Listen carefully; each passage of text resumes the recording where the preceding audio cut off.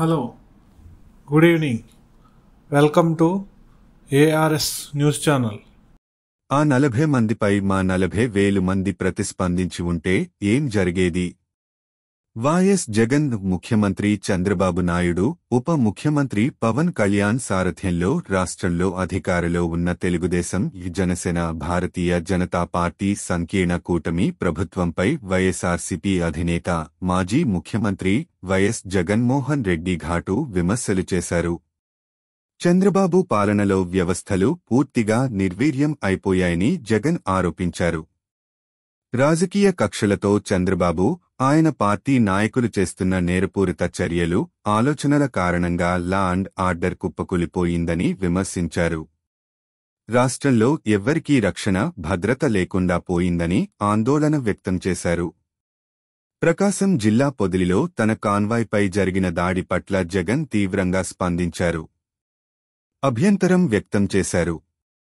పొగాకు పంటకు కనీస మద్దతు ధరలు లభించక రైతులు అన్యాయానికి గురవుతుంటే వారిని పరామర్శించి భరోసా ఇవ్వడానికి ప్రకాశం జిల్లా పొదిలికి వెళ్తే ఆ కార్యక్రమాన్ని డైవర్ట్ చేయడానికి మీరు కుట్ర చేయడం భావ్యమా అని చంద్రబాబును ప్రశ్నించారు.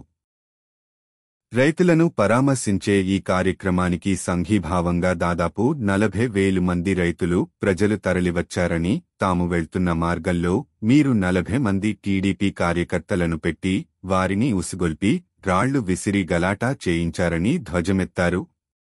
ప్రజలు, రైతులు ఆ పన్నాగాన్ని అర్థం చేసుకుని అత్యంత సంయమనంతో వ్యవహరించారని పేర్కొన్నారు.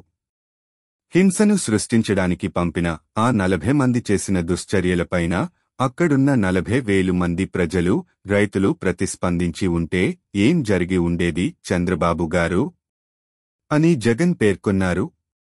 రైతుల సమస్యలపై గొంతెత్తితే దాన్ని డైవర్ట్ చేయడానికి ఇలా చేయించడం దుర్మార్గం కాదా అని ప్రశ్నించారు. పైగా ఉల్టా రాళ్లు మీవాళ్లు విసిరితే, మీరు ఉసుగొల్పిన మీ కార్యకర్తలు గొడవలు చేసే ప్రయత్నం చేస్తే అన్యాయంగా రైతులపై, ప్రజలపై కేసులు పెడతారా అని జగన్ నిలదీశారు.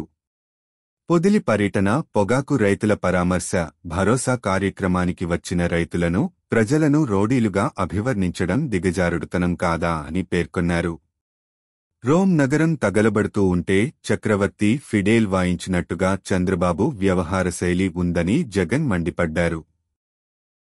ఆ రైతుల సమస్యలను పట్టించుకోకుండా తిరిగి వారిపైనే ఎదురు కేసులు పెట్టడం ఒక్క చంద్రబాబుకు మాత్రమే చెల్లుతుందని ఎద్దేవా చేశారు.